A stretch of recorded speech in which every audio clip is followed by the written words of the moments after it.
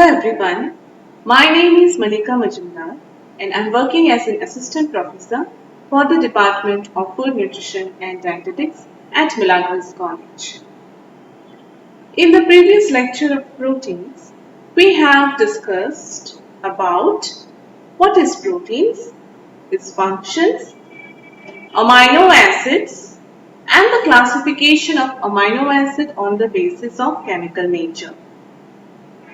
In today's session, we are going to discuss about the classification of amino acid on the basis of other factors. Now at first, let us see the classification of amino acid based on polarity. On the basis of polarity, amino acids are classified into two groups, hydrophilic amino acid and hydrophobic amino acid. Now what is this hydrophilic amino acid?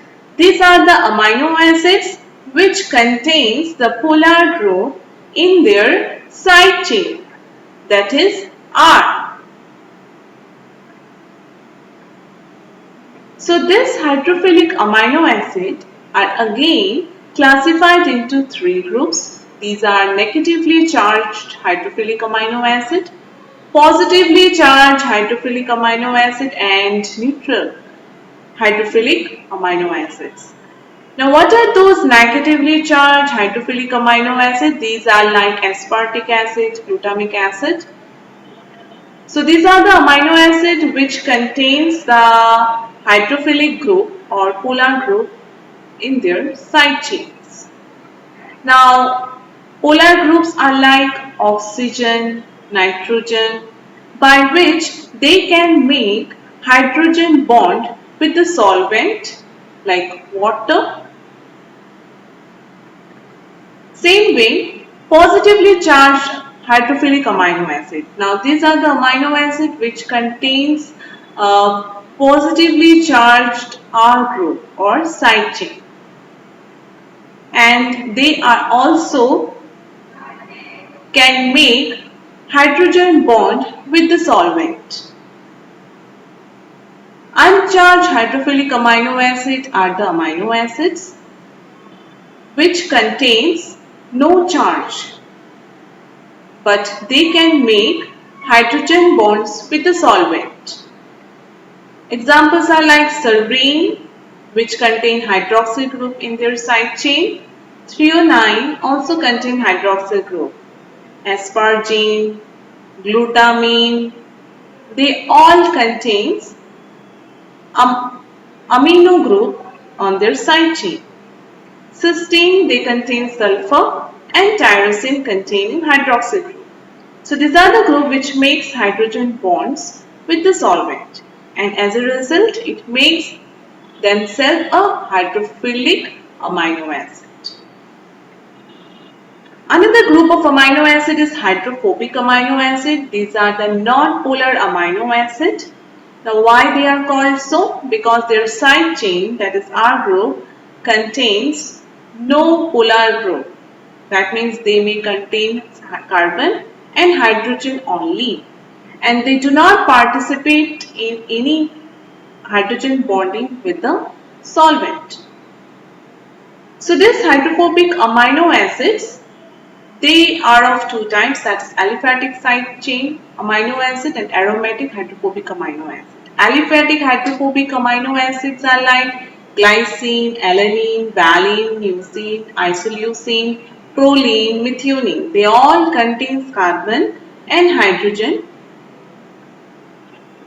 Aromatic side chains are the amino acids which contains only the hydrophobic side chain. So here tryptophan and phenylalanine. So in the previous lecture we have learned there are three aromatic amino acids like tyrosine, phenylalanine and tryptophan. So out of these three, only phenylalanine and tryptophan are hydrophobic because they do not contain any polar group.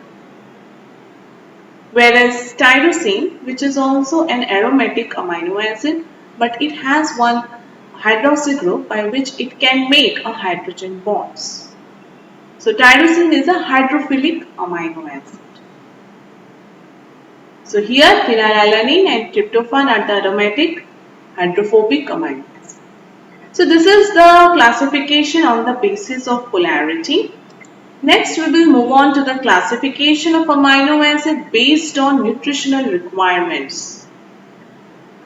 So when it comes to nutritional requirements, these 20 amino acids are classified into three groups: essential amino acid, non-essential amino acid and conditional essential amino acids.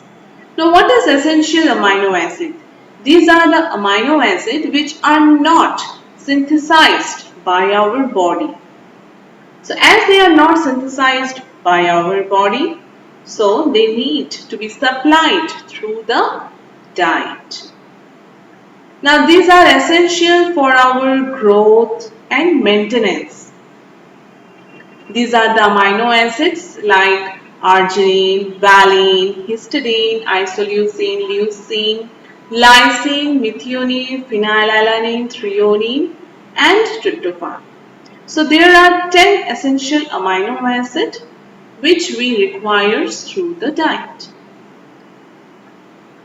Arginine and histidine are two amino acids. These are the amino acids synthesized by only adult, not by the growing children. So that is why they are called as semi-essential amino acids. Next is non-essential amino acid. These are the amino acids which are synthesized by our body and we do not need to be consumed through the diet. These are like glycine, alanine, serine, cysteine, aspartate, asparagine, glutamate, glutamine, tyrosine and proline. The third group is conditionally essential amino acid. That means these are the amino acids required in certain conditions.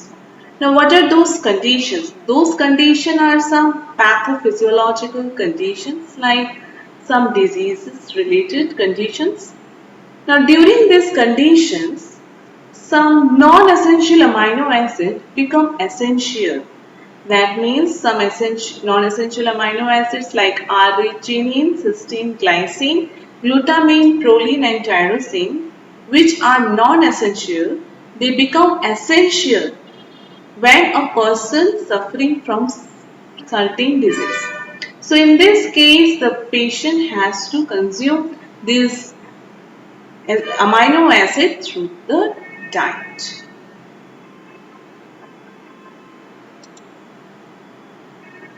Next, let's see the classification of amino acid on the basis of their metabolic fate. Now, the carbon skeleton of an amino acid, it can be precursor for the synthesis of glucose and fats in our body. So, on the basis of that, some amino acid they are classified into glycogenic amino acid, some are into ketogenic amino acid, some are called as glycogenic and ketogenic amino acids. Now what is this glycogenic amino acid? These are the amino acids which are the precursor for the formation of glucose and glycogen in our body. That means from this amino acid, our body can make glucose and glycogen. These amino acids are alanine, aspartate, glycine and methionine. Next group is ketogenic amino acids. So these are the amino acids which can synthesize into fat. So these examples are like lysine and leucine. The third one is glycogenic and ketogenic amino acids. These are the amino acids which can give rise to glucose as well as fat also in our body. These amino acids are isoleucine, phenylalanine, alanine, tryptophan and tyrosine. With this note, I am going to wrap up today's session. Thank you.